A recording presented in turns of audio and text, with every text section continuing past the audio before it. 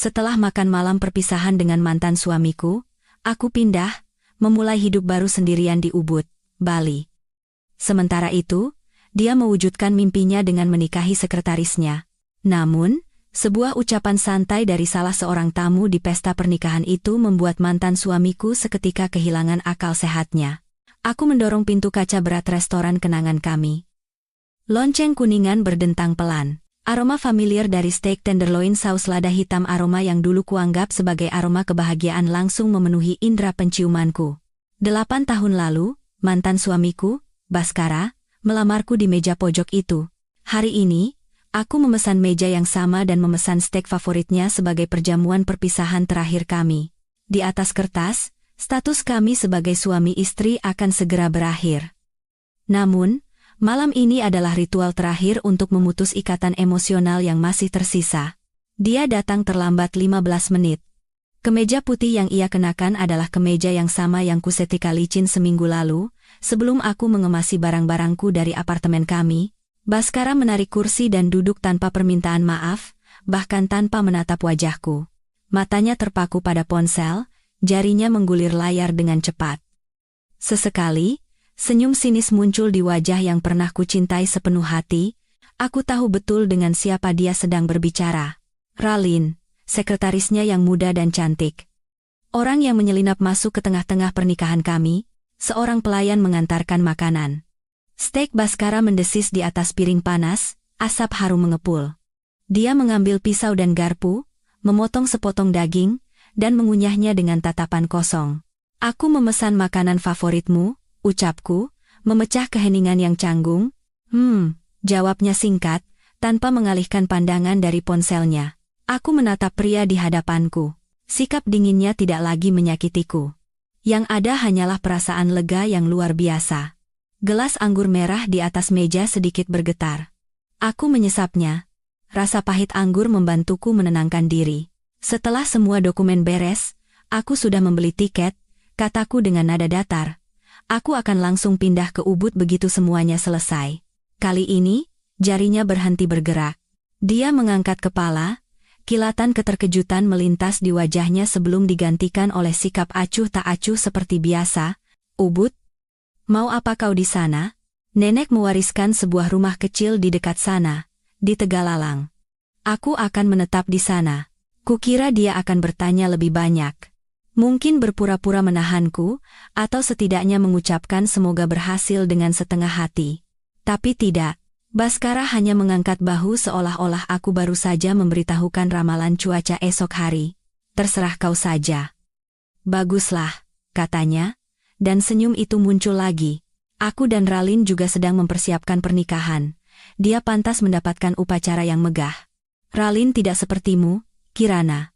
Dia tahu apa yang dia inginkan, dan tahu cara membuatku bahagia. Aku hampir tertawa. Dia benar. Aku tidak seperti Raline. Aku tidak bisa berpura-pura lemah. Aku tidak bisa menggunakan air mata untuk menuntut sesuatu. Dan tentu saja, aku tidak tahu cara tidur dengan suami orang lain, tapi aku tidak mengatakannya. Aku hanya mengangguk. Kalau begitu, selamat untuk kalian berdua. Makan malam berakhir dengan cepat dalam keheningan. Dia bahkan tidak menatapku saat bangkit untuk membayar. Dia pergi dengan tergesa-gesa, mungkin untuk menemui sekretarisnya yang sedang menunggu. Aku duduk sendirian, menatap piring steak yang nyaris tak tersentuh. Aku memanggil pelayan dan meminta wadah untuk membawanya pulang. Bukan karena sayang, tapi karena aku tidak ingin membuang makan malam terakhir dari kehidupan pernikahanku, sekalipun rasanya hambar dan dingin. Tapi, itu sudah berakhir. Aku kembali ke apartemen kami, tempat yang pernah menjadi rumah. Keheningan terasa menakutkan. 8 tahun lalu, aku dan Baskara menguras seluruh tabungan kami untuk membeli unit ini di jantung kota Jakarta. Aku masih ingat hari ketika kami menerima kuncinya. Kami sangat bahagia hingga menangis. Kami mengecat dindingnya sendiri, memilih setiap perabotan bersama. Dulu kukira kami akan menua bersama di sini. Aku berhenti di tengah ruang tamu. Sofa krem yang menjadi bahan perdebatan panjang kami sebelum akhirnya terpilih, kini ditutupi kain putih. Dinding yang dulu penuh dengan foto pernikahan kami, kini kosong, hanya menyisakan bekas paku. Semuanya masih di tempat yang sama, tetapi jiwanya telah hilang. Aku mulai mengemasi kenangan 8 tahun yang kini menyusut menjadi beberapa kotak kardus. Aku membuka lemari pakaian, bajuku di sisi kiri, miliknya di sisi kanan. Aku melipat gaun dan blusku dengan hati-hati. Masih ada beberapa kemejanya yang tercampur dengan pakaianku. Aku mengambilnya, aroma pelembut pakaian yang familiar masih menempel. Dulu, aroma ini adalah simbol ketenangan. Sekarang, aku memasukkan semuanya ke dalam kantong terpisah untuk pemilik barunya. Aku membuka laci paling bawah di lemari, tempatku menyimpan memorabilia kami, sebuah kotak kayu kecil berisi foto-foto lama. Foto pertama kami di universitas, senyum kami masih polos, foto hari pernikahan, aku bersinar dalam gaun putih, dia menatapku dengan kelembutan yang tak berujung. 8 tahun, kemana perginya tatapan itu? Aku tidak menangis. Air mataku sudah mengering pada hari aku menemukan pesan-pesan mereka.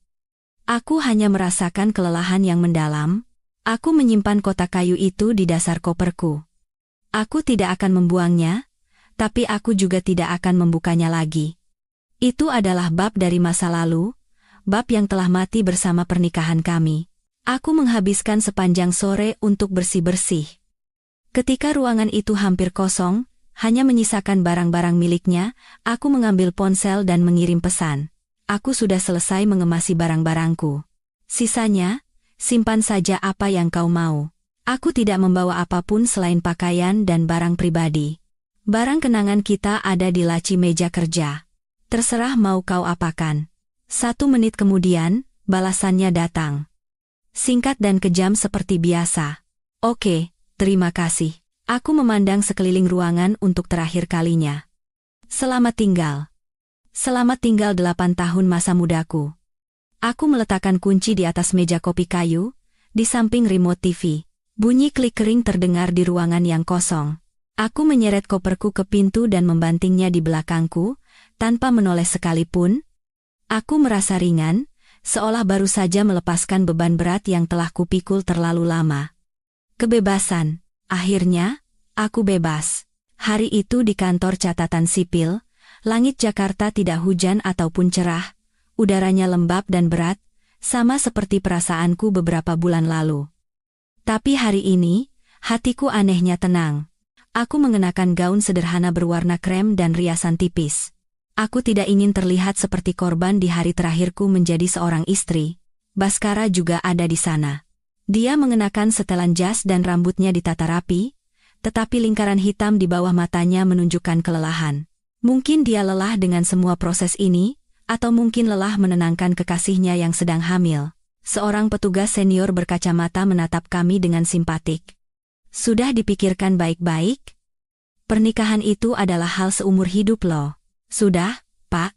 Sudah kami pikirkan baik-baik, jawab kami serempak. Semuanya berlangsung cepat. Tanda tangan, stempel. Petugas menyatakan kami resmi bercerai. Kehidupan 8 tahun berakhir dengan selembar kertas tipis. Aku menerima akta cerai, sebuah sertifikat status lajang yang terasa berat sekaligus ringan pada saat yang bersamaan. Begitu kami keluar dari ruangan, ponsel Baskara berdering. Dia buru-buru menjawab, dan nada suaranya berubah dari dingin menjadi manis menjijikan. Aku sudah di jalan, sayang. Jangan kemana-mana ya. Tunggu aku. Dia menutup telepon dan berjalan melewatiku seolah aku orang asing, bergegas keluar. Saking terburu-burunya, dia hampir menabrak seorang wanita yang berjalan berlawanan arah. Dia tidak mengucapkan sepatah kata pun sebagai salam perpisahan. Aku berdiri di sana, memandangi punggungnya yang menghilang di ujung koridor. Aku tersenyum. Akhir seperti ini juga bagus. Aku juga sedang terburu-buru. Aku sudah menitipkan koperku di rumah Maya kemarin. Sekarang aku hanya perlu mengambilnya dan menuju bandara. Maya, sahabat terbaikku, sudah menunggu.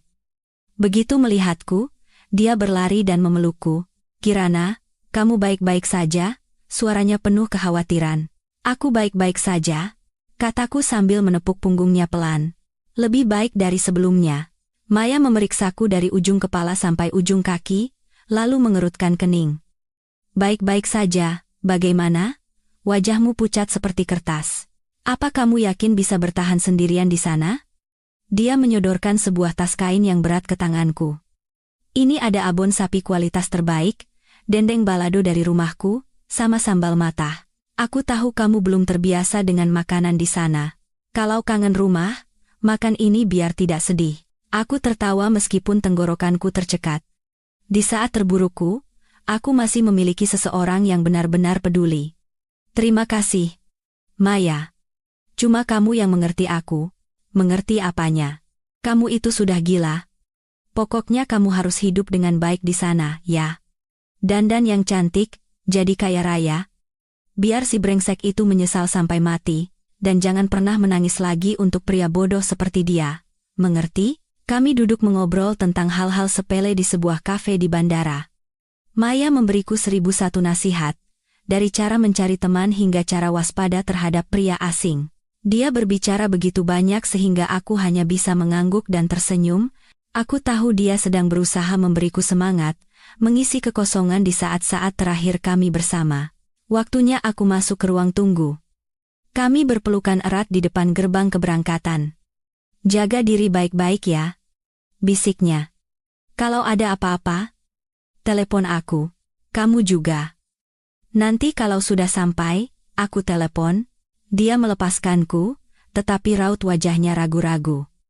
Kirana, ada satu hal yang aku tidak tahu harus memberitahumu atau tidak. Apa? Aku mengerutkan kening. Sudah sampai tahap ini, apalagi yang tidak bisa aku terima? Katakan saja. Maya menarik napas dalam-dalam dan mendekat untuk berbisik di telingaku. Raline sedang hamil. Aku terdiam sejenak. Bukan karena terkejut, tapi karena betapa konyolnya semua ini. Jadi ini sebabnya dia begitu terburu-buru ingin bercerai. Ini sebabnya dia tidak menginginkan harta gono gini apapun, hanya ingin aku segera menandatangani dokumen. Oh, aku tersenyum tipis. Wah, keberuntungan ganda. Ya, bukan cuma itu, lanjut Maya dengan wajah penuh kejijikan. Mereka akan mengadakan pesta pernikahan yang super mewah dan megah. Suamiku dengar akan diadakan di Grand Ballroom Hotel Mulia. Mereka memesan seluruh ruangan. Si Raline itu ingin pernikahan abad ini untuk pamer ke seluruh dunia. Benar-benar tipikal wanita penggoda tak tahu malu. Biarkan saja mereka melakukan apa yang mereka mau. Aku menggelengkan kepala. Aku sudah tidak peduli. Dan aku benar-benar tidak peduli. Rasa sakit itu telah menjadi bekas luka. Sekarang, mendengar berita tentang mereka hanya membuatku merasa semua itu menggelikan, pria serakah dan wanita egois. Mereka memang cocok, tapi aku khawatir padamu. Maya mencoba melanjutkan. Aku harus pergi. Aku memotongnya. Pesawat tidak akan menunggu. Aku memeluknya sekali lagi dengan cepat dan berbalik badan dengan tegas. Aku berjalan melewati pemeriksaan keamanan tanpa menoleh ke belakang. Aku bisa merasakan tatapan Maya mengikutiku. Setelah duduk di kursiku, aku mematikan ponsel. Saat pesawat lepas landas dari Jakarta, meninggalkan kota kelabu itu di belakang dan menuju pemandangan hijau di Pulau Dewata, aku tahu kehidupan baru sedang menantiku.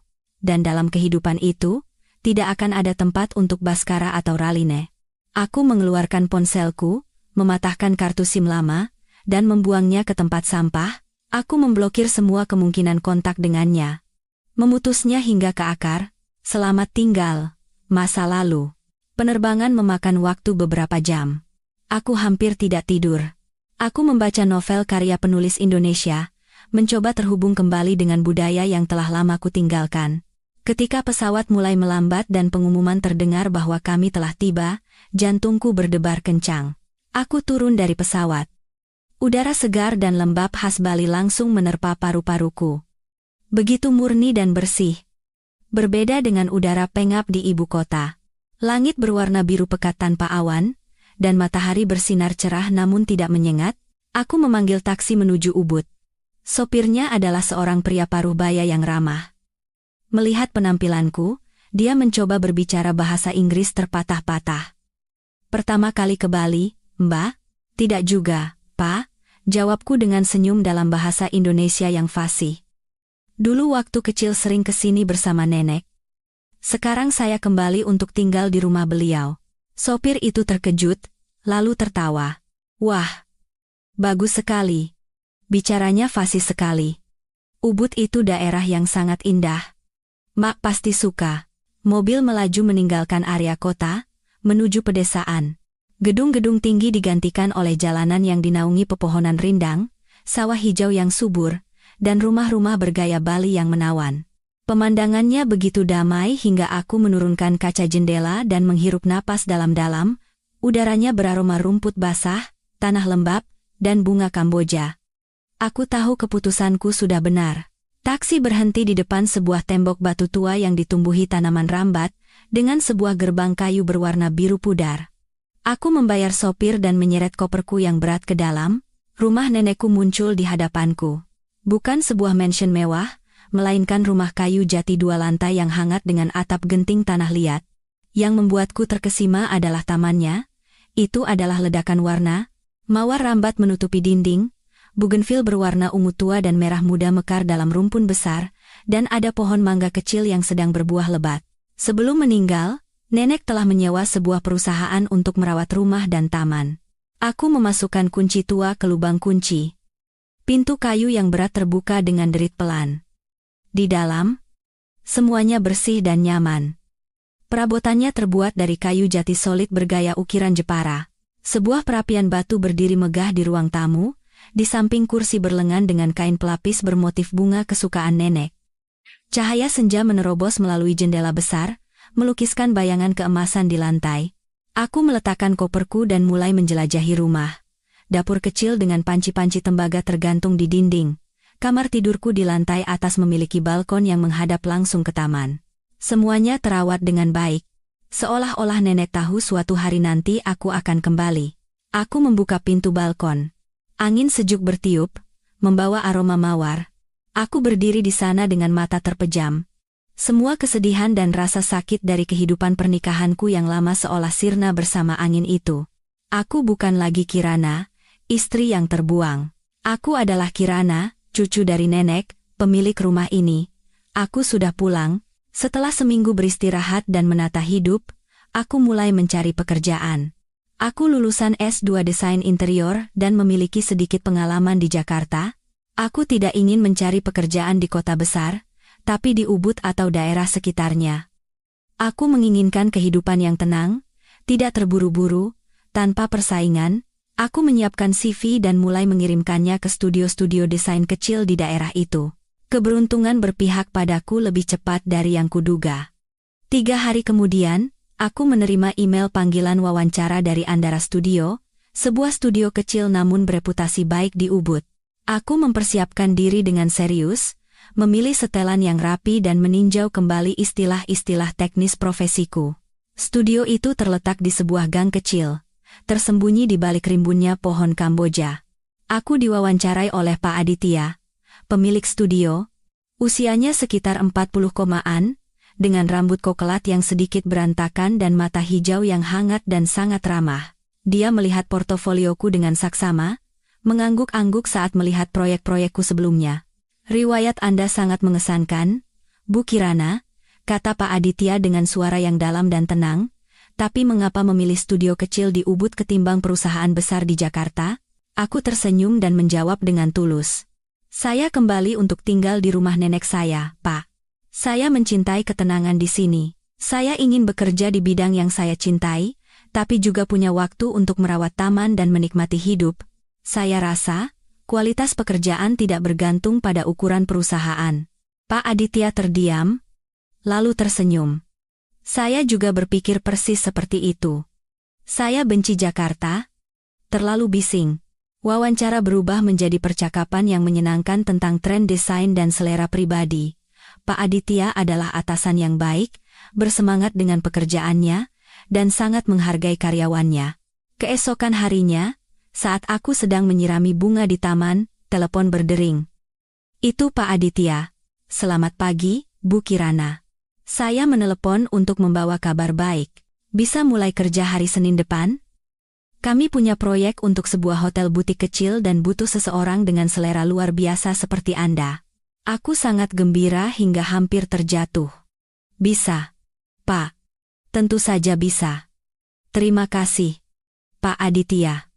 Terima kasih banyak. Aku mendapatkan pekerjaan. Pekerjaan yang kucintai, di tempat yang kucintai, kehidupan baruku telah benar-benar dimulai. Rutinitas baruku terbentuk dengan cepat.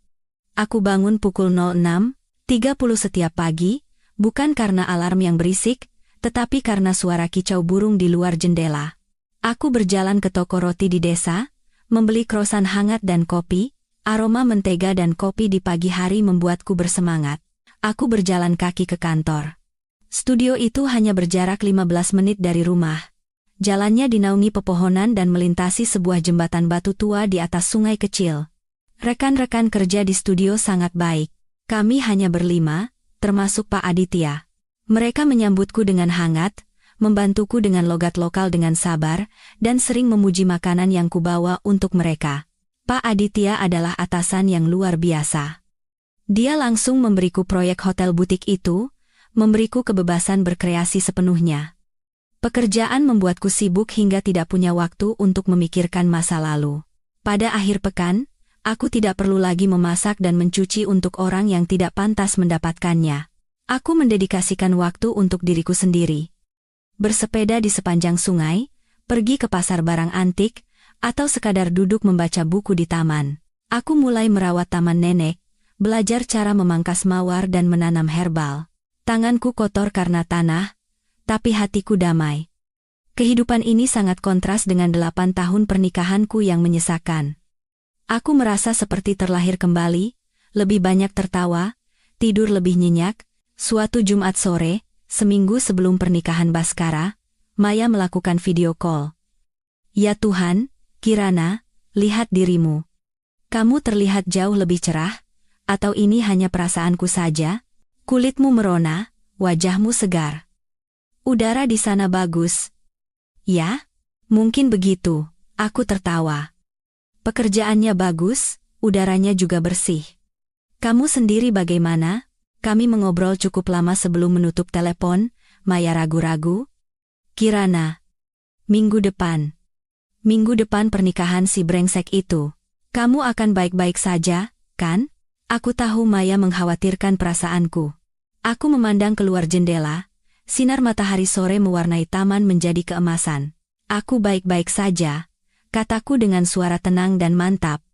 Minggu depan aku harus mengunjungi pabrik kerajinan tembikar tua. Aku terlalu sibuk memikirkan ubin mana yang cocok untuk kamar mandi hotel. Tolong sampaikan ucapan selamat berbahagia untuk mereka, ya. Aku sedang sibuk menanam bunga dan bekerja. Maya menatapku melalui layar untuk waktu yang lama, lalu menghela napas lega. Ya, kau benar. Sibuk adalah yang terbaik. Persetan dengan mereka, aku menutup telepon dan melanjutkan membuat sketsa. Hari pernikahan mereka, aku benar-benar tidak peduli. Hari itu akhirnya tiba. Di Ubud. Saat itu adalah Sabtu sore.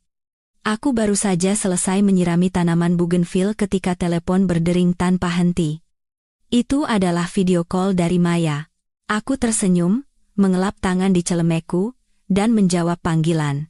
Di layar, muncul wajah Maya yang bersemangat. Dia mengenakan piyama di rumah, tetapi suara latar belakangnya adalah musik dan obrolan yang ramai. Kirana. Sedang apa? Teriak Maya ke telepon. Baru selesai berkebun. Kenapa berisik sekali? Kamu sedang di pesta? Pesta gila. Suamiku yang ada di sana. Maya memutar bola matanya, lalu mengecilkan suaranya. Dia ada di pernikahan si Baskara dengan si rubah itu.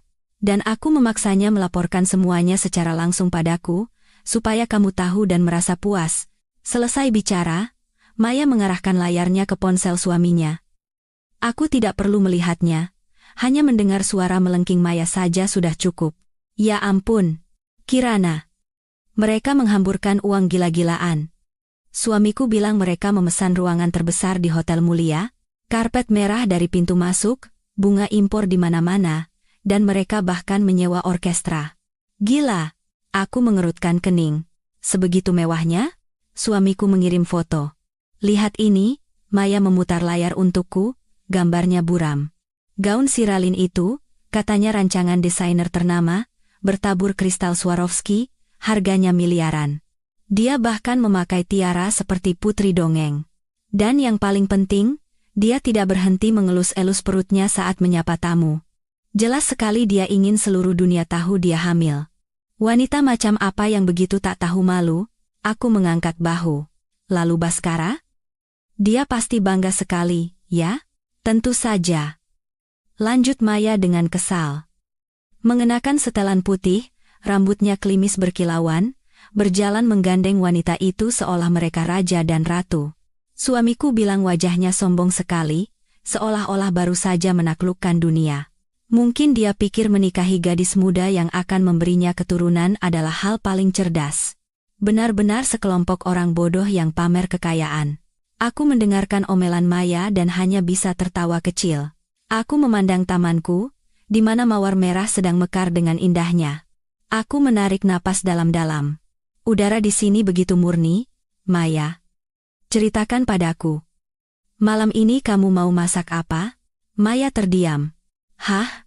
Aku ini sedang memberimu gosip terpanas tahun ini, dan kamu malah bertanya soal makan malam? Karena urusan mereka sudah tidak menarik lagi, aku tersenyum tipis.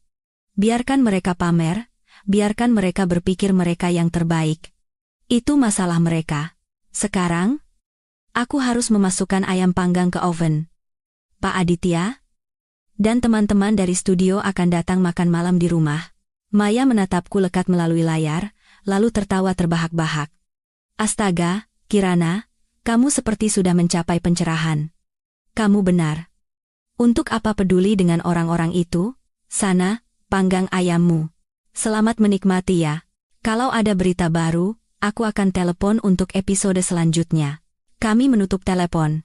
Aku melepas celemek, mencuci tangan, dan mulai menyiapkan makan malam. Tawa mereka, kemewahan mereka, semua itu berada setengah dunia jauhnya. Dan untuk pertama kalinya dalam 8 tahun, aku menyadari bahwa aku tidak merasa cemburu atau sakit hati sedikit pun. Mereka tampak seperti orang asing, dan hidupku sekarang benar-benar milikku.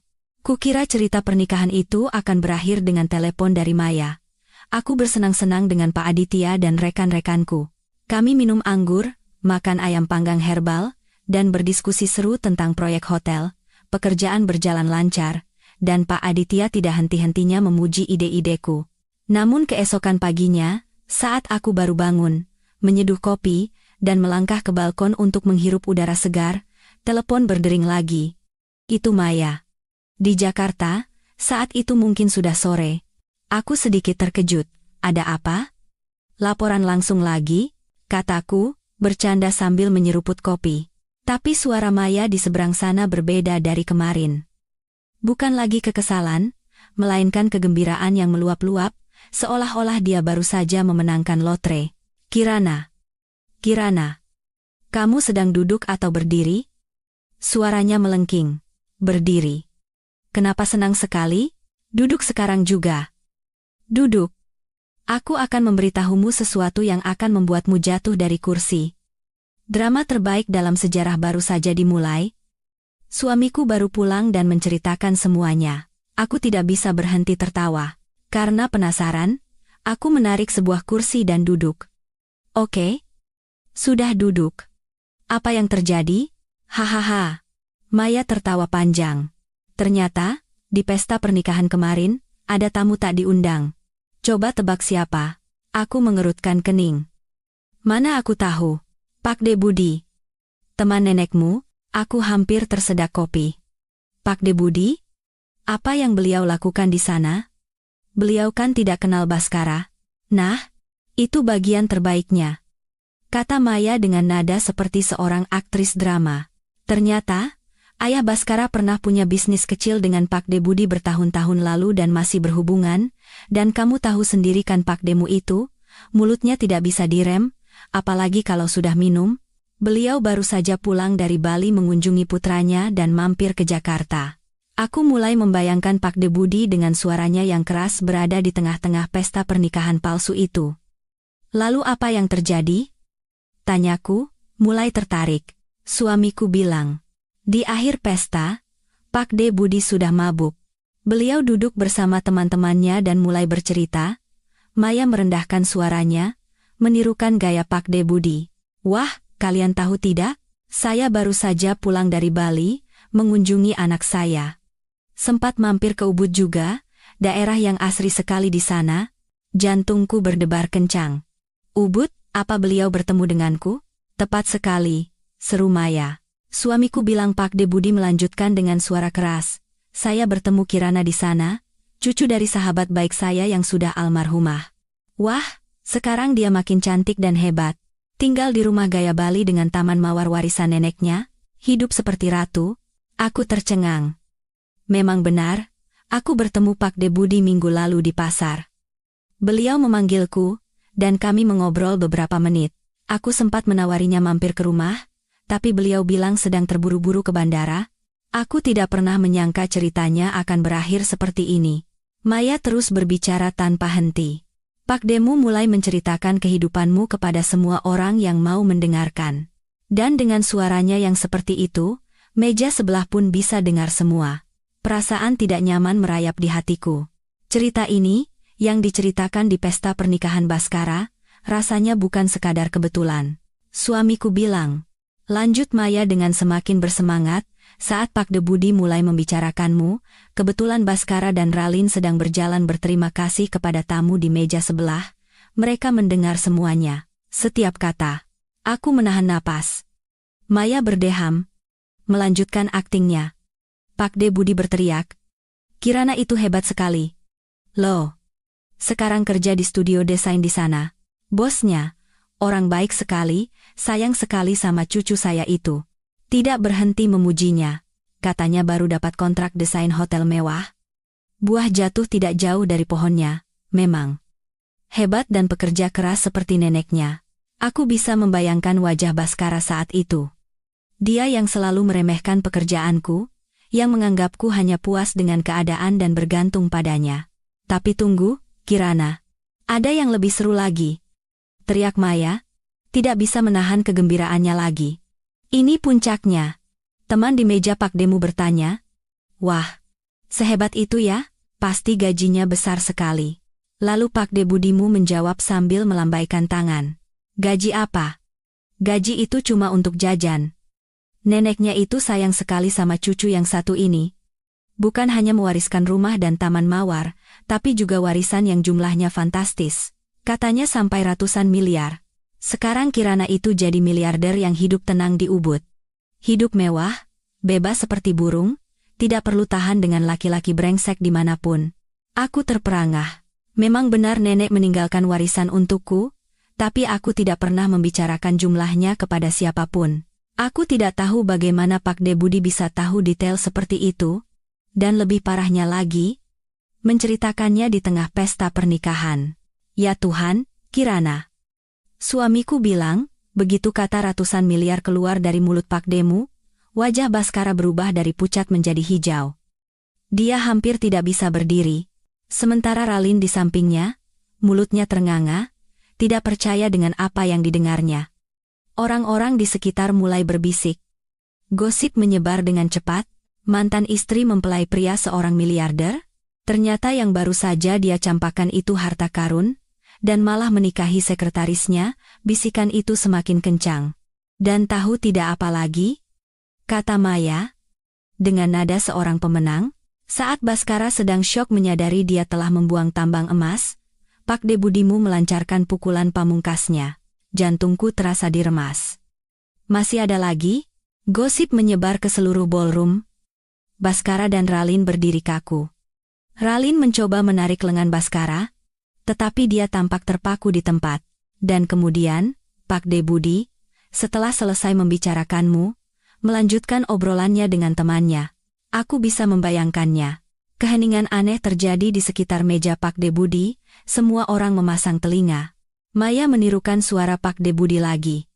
Tapi zaman sekarang ini, kawan, banyak sekali penipu. Kalau ketemu sama cewek matre, bisa gawat urusannya. Seperti yang dialami mempelai pria ini, aku tersentak. Beliau bicara sejelas itu? Hampir. Seru Maya.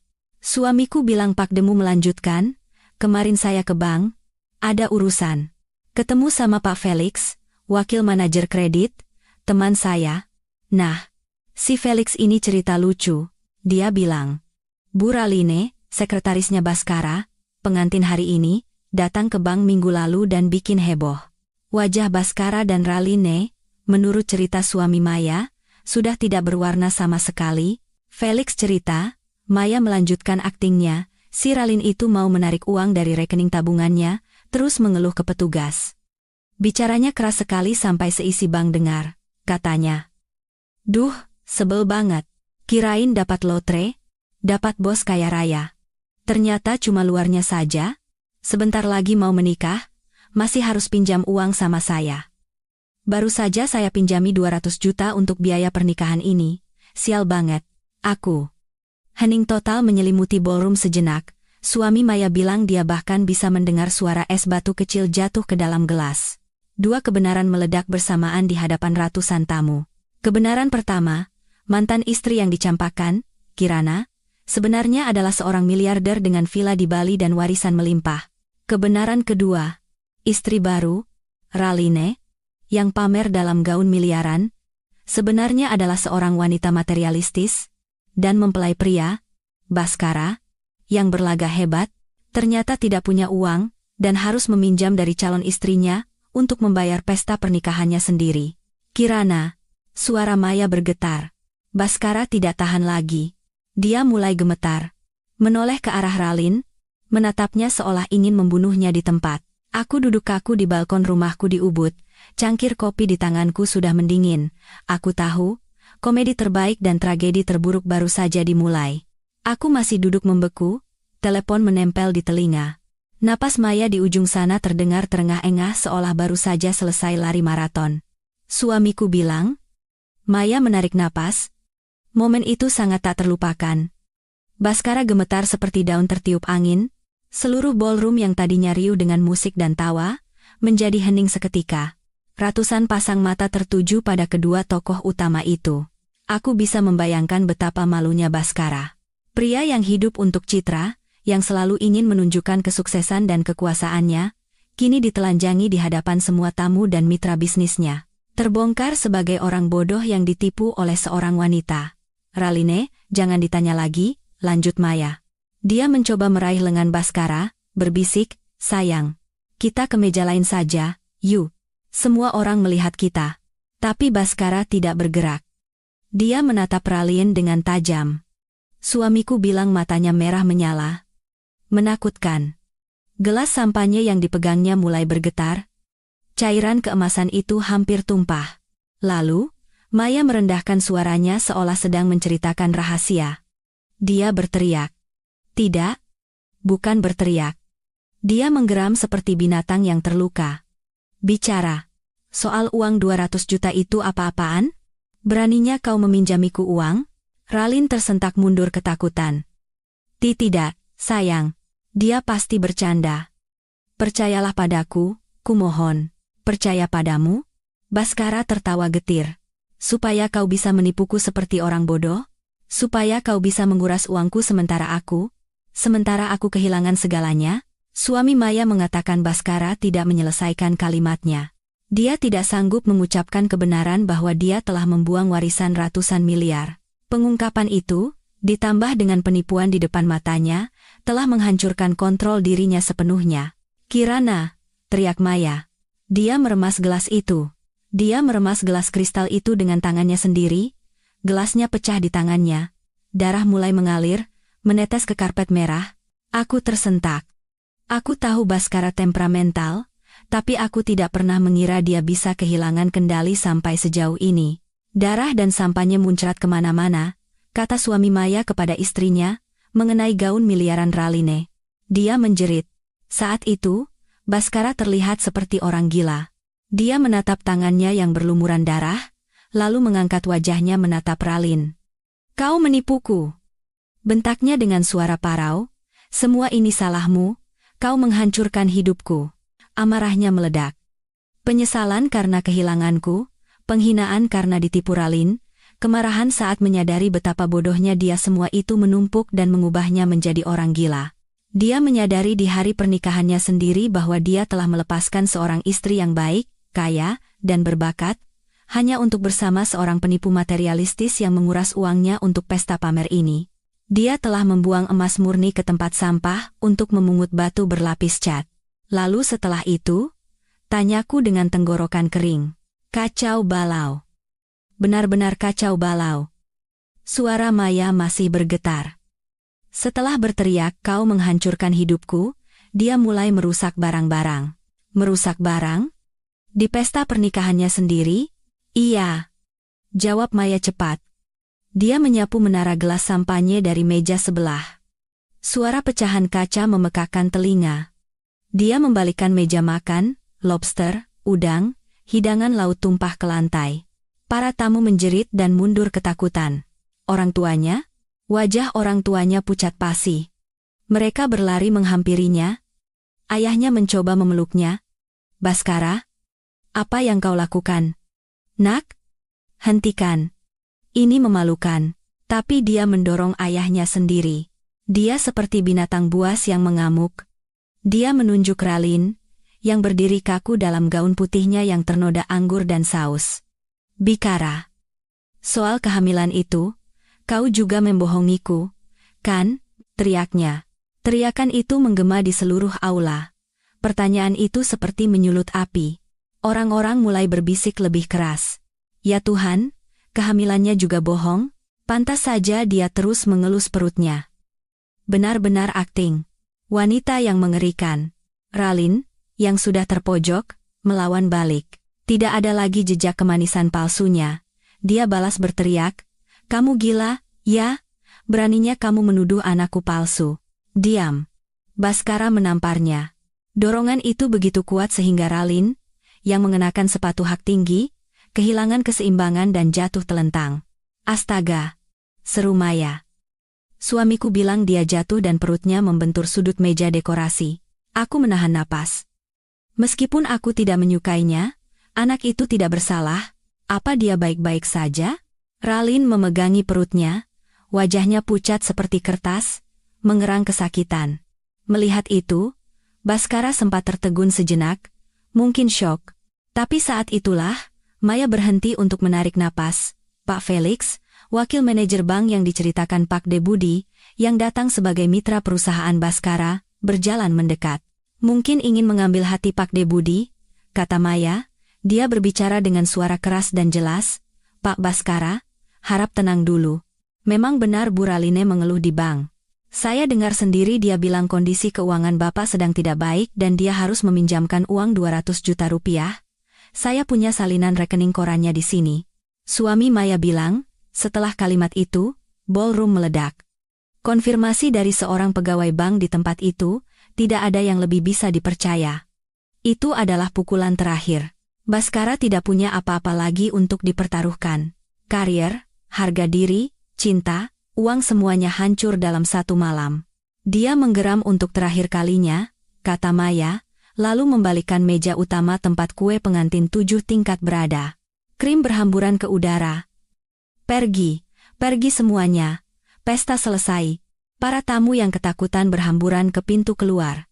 Bukan hanya untuk pulang, tapi juga untuk mengeluarkan ponsel, merekam foto dan video. Pernikahan abad ini, seperti yang diinginkan Raline, tapi abad kehancuran. Suamiku juga buru-buru lari keluar, Maya menyimpulkan. Dia bilang saat keluar, dia masih mendengar suara Baskara merusak barang dan Ralin menangis sambil mengutuk. Benar-benar sirkus. Sirkus yang menyedihkan. Karma itu nyata, Kirana. Aku menutup telepon dengan hati yang berat. Aku melangkah ke balkon dan memandangi mawar yang tertidur di bawah kabut malam ubud. Dulu kukira aku akan senang mengetahui mereka menerima akibatnya. Tapi tidak. Aku hanya merasakan kelelahan dan kejenuhan yang mendalam. Kehidupan yang dibangun di atas keserakahan dan kebohongan telah menghancurkan dirinya sendiri dalam sekejap mata. Aku tidak bisa tidur. Gambaran kekacauan di pesta pernikahan itu terus berputar di kepalaku. Keesokan paginya, aku bangun dengan lingkaran hitam di bawah mata. Aku memutuskan untuk tidak lagi mendengarkan berita dari Maya. Kisah mereka, bagiku, sudah selesai. Aku harus fokus pada hidupku sendiri. Aku menghabiskan hari Minggu dengan membuat sketsa. Pekerjaan membantuku melupakan bencana di Jakarta. Tapi di malam hari, Saat aku mematikan komputer, telepon bergetar, Maya. Aku menghela napas, berpikir untuk tidak menjawabnya, tapi nada deringnya terus berbunyi. Ada apa lagi, Maya? Aku lelah. Aku tidak ingin tahu apa-apa lagi. Tunggu, tunggu. Suara Maya kembali bersemangat. Hanya ini.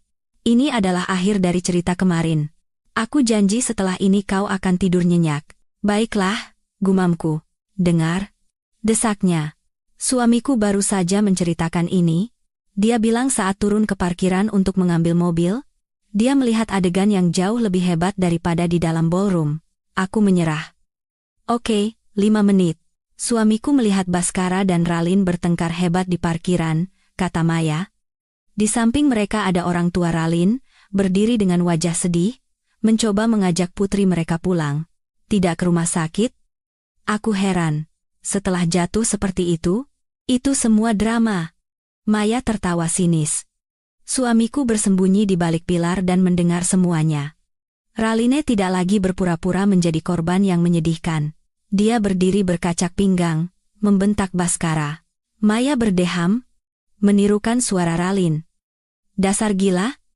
Kau membuatku malu di depan seluruh dunia? Menghancurkan pernikahanku, Baskara, yang tangannya sudah dibalut sapu tangan dan darahnya masih merembes, balas berteriak. Lanjut Maya. Kau yang menghancurkanku. Kau pembohong. Kau mencuri uangku selama ini. Lalu Ralin tertawa, kata Maya dengan nada jijik. Tawa yang membuat suamiku merinding. Mencuri uangmu? Memangnya kau punya uang untuk dicuri? Siapa yang membayar pernikahan ini? Hah? Uang 200 jutaku itu bahkan belum cukup untuk permulaan. Orang tuaku harus menggadaikan sertifikat rumah di kampung untuk membayar drama ini agar kau terlihat hebat, dasar tidak berguna. Aku membeku. Jadi, Baskara bukan hanya meminjam uang darinya, tapi juga memeras orang tuanya. Dia sudah terlalu tenggelam dalam lumpur egonya. Suamiku bilang, lanjut Maya, ketika Baskara mendengar itu, dia tidak bisa berkata-kata. Dia tidak menyangka Raline akan berani mengatakannya terang-terangan. Perang di parkiran, tanpa penonton, tanpa kamera, adalah tempat di mana sifat asli mereka terbongkar. Tidak ada lagi cinta, yang ada hanya uang, kebohongan, dan kebencian. Orang tua Raline, melihat putrinya lepas kendali, mencoba membungkamnya, lanjut Maya. Nak, sudah, ayo kita pulang. Tapi dia tidak bisa berhenti. Dia menepis orang tuanya dan menunjuk wajah Baskara. Aku beritahu kau, ya. Aku menikahimu karena uangmu, jabatan direkturmu, dan untuk pesta ini, dan sekarang kau menghancurkan semuanya. Baskara pulih dari syoknya, mengertakkan gigi. Beraninya kau. Lalu Maya merendahkan suaranya. Raline melancarkan pukulan terakhirnya. Dia mengelus perutnya, tapi kali ini bukan dengan bangga, melainkan sebagai ancaman. Lalu dia berkata, bisik Maya, dengar baik-baik Kak. Anak ini anakmu. Kau mau dia hidup atau mati? Balik nama apartemen di pusat kota itu atas namaku, dan beri aku uang tunai 10 miliar lagi. Kalau tidak, besok aku akan aborsi. Setelah itu, aku akan pergi ke kantormu dan memberitahu semua mitra bisnismu orang seperti apa kau ini. Darahku terasa membeku. Menggunakan anaknya sendiri sebagai alat pemerasan, itu terlalu kejam. Apa yang Baskara lakukan? Tanyaku.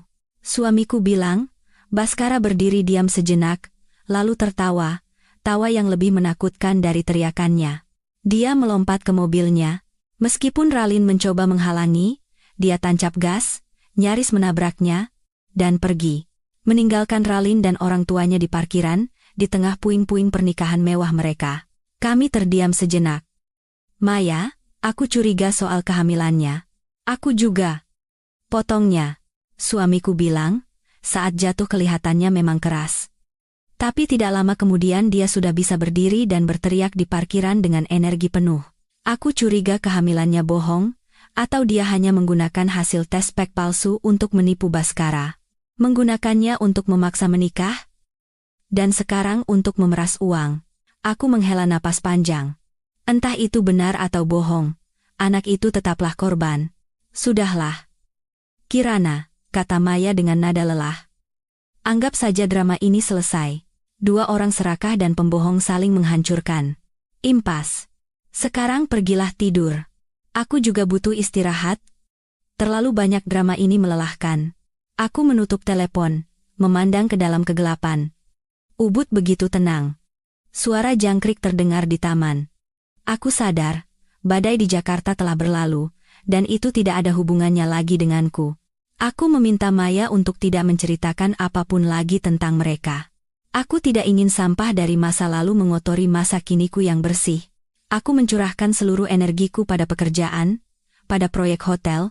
Namun, sebulan kemudian, dalam salah satu obrolan telepon kami, Maya tidak bisa menahannya. Kirana, aku harus memberitahumu tentang Baskara. Ini benar-benar sudah meledak. Kali ini suaranya serius. Kariernya sudah tamat. Suamiku bilang. Setelah skandal video dia merusak pesta pernikahan dan membentak Raline menjadi viral, meskipun cepat dihapus, semua mitra pentingnya sudah melihat, dan mereka membatalkan kontrak berbondong-bondong. Mitra terbesar dari grup investasi Jepang mengirim surat pemutusan kerjasama seketika.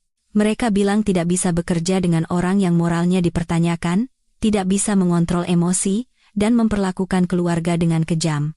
Aku terdiam. Itu tak terhindarkan? Bagi seorang pebisnis, reputasi lebih penting dari uang.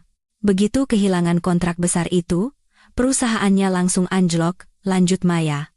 Karyawan-karyawan hebat yang dulu bekerja untukmu juga mengundurkan diri massal. Mereka bilang tidak bisa bekerja dengan bos gila yang menunggak gaji mereka. Jadi mereka pergi sambil membawa klien. Secepat itu, aku terkejut. Iya. Sekarang dia putus asa. Suamiku bilang dia menghabiskan malamnya mentraktir klien-klien kecil, mencoba menyelamatkan situasi. Minum-minum begitu banyak sampai minggu lalu masuk UGD karena pendarahan lambung. Dirawat 2 hari, dia kabur untuk minum lagi. Tapi sia-sia. Tidak ada yang mau naik ke kapal yang akan tenggelam dengan kapten yang reputasinya seperti itu. Aku menggelengkan kepala. Karier yang begitu dibanggakan Baskara, yang ia gunakan untuk merendahkanku, kini hancur karena ego dan keputusan salahnya sendiri. Aku tutup telepon dulu. Ya, kataku. Harus rapat dengan Pak Aditya? Ya, kau benar. Maya mengangguk. Orang-orang itu tidak pantas mendapatkan waktumu sedetik pun. Hiduplah dengan baik. Itu saja sudah cukup. Aku menutup telepon, melihat desain 3 di lobi hotel di layarku.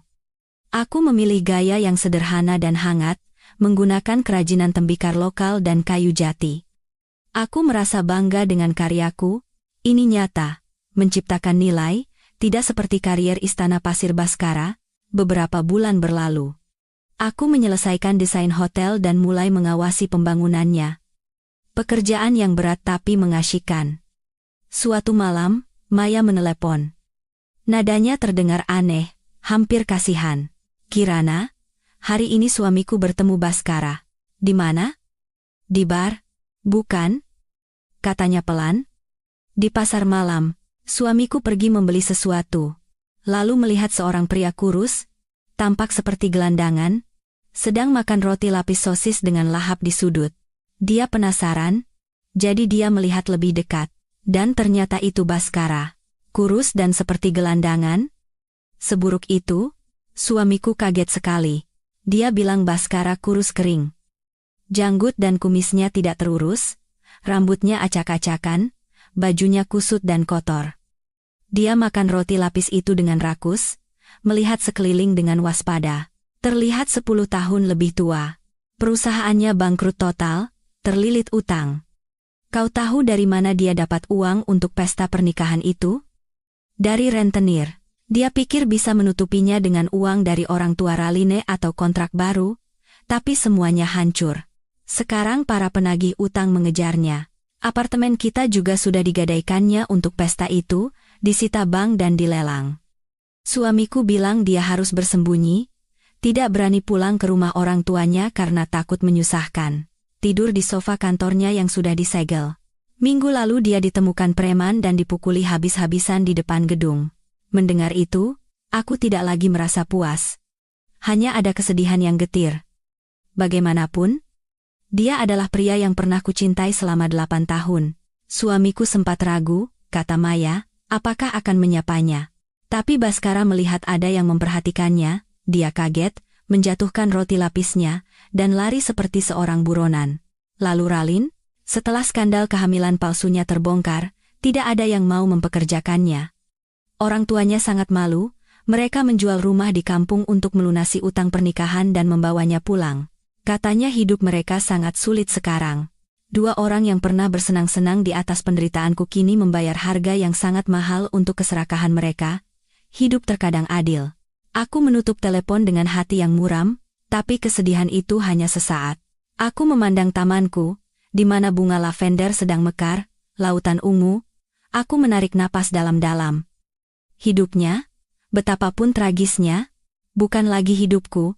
Seminggu kemudian, aku mempresentasikan proyek final hotel di hadapan investor, seorang pria Swiss yang sangat teliti. Aku telah mempersiapkan segalanya dengan cermat. Ketika aku selesai berbicara, investor yang menurut Pak Aditya tidak pernah tersenyum itu, bangkit berdiri dan bertepuk tangan. "Excellent, Madame Kirana," katanya dalam bahasa Prancis dengan penuh kekaguman. "Ini adalah jiwa yang saya cari. Anda melakukan pekerjaan yang luar biasa." Pak Aditya di sampingku tersenyum bangga. Proyek disetujui tanpa satupun perubahan. Dalam perjalanan kembali ke studio, Pak Aditya berkata, "Kirana, saya terkesan sekali. Klien sangat puas. Dia akan merekomendasikan kita untuk proyek resor yang jauh lebih besar di puncak. Ini hasil kerja seluruh tim, Pak Aditya. Tapi idenya milikmu. Sebagai perayaan, perusahaan memutuskan untuk menaikkan gajimu 30% mulai bulan ini, dan kau berhak mendapatkan liburan 1 minggu, tetap digaji penuh. Pergilah kemanapun kau mau, isi kembali energimu, karena proyek di puncak menantimu." Aku sangat senang hingga ingin melompat di tengah jalan. Gaji naik, dapat liburan, dan yang terpenting, karyaku diakui. Aku sadar, dengan meninggalkan Baskara, aku tidak kehilangan apa-apa, aku justru menemukan diriku sendiri, dan lebih banyak lagi. Aku memutuskan menggunakan liburanku untuk berwisata ke selatan, menyewa mobil kecil, menyusuri jalan-jalan pedesaan, menginap di homestay, dan makan makanan lokal. Aku bertemu orang-orang baru, kami berbicara tentang makanan, seni, dan keindahan hidup. Aku sadar nilaiku tidak terletak pada status sebagai istri seseorang atau uang yang kumiliki, tetapi pada kemandirianku, pada kemampuanku menciptakan kebahagiaan sendiri. Ketika aku kembali ke Ubud, tamanku semakin indah. Aku mendaftar kursus bahasa Prancis tingkat lanjut dan lokakarya pembuatan keramik. Aku ingin terus belajar. Suatu sore, saat aku sedang membaca buku di taman, Maya menelepon. Kami sering mengobrol, tapi hanya tentang hidupku, pekerjaannya, dan anak-anaknya. Kami tidak pernah lagi membicarakan Baskara atau Raline. Mereka telah lenyap dari hidupku seperti mimpi buruk yang memudar saat fajar tiba. Aku memandangi sinar matahari yang menari-nari di atas dedaunan. Aku mengerti sekarang, 8 tahun pernikahanku, meskipun menyakitkan, telah memberiku pelajaran, dan perceraian bukanlah akhir. Itu adalah sebuah permulaan, sebuah gerbang menuju jalan yang baru, jalan yang dipenuhi sinar matahari. Aku tersenyum. Aku tahu masa depanku di jalan ini akan menjadi semakin baik. Terima kasih teman-teman semua yang telah mengikuti dan mendengarkan kisah ini sampai akhir. Bagaimana perasaan atau pendapat kalian tentang cerita ini? Kalian bisa berkomentar untuk berdiskusi dan bertukar pikiran. Ya, setiap komentar dan setiap perasaan kalian sangat berarti bagi kami, dan akan menjadi dorongan penting bagi kami untuk memperbaiki channel ini menjadi lebih baik lagi di masa depan. Sekali lagi, terima kasih dari hati yang tulus.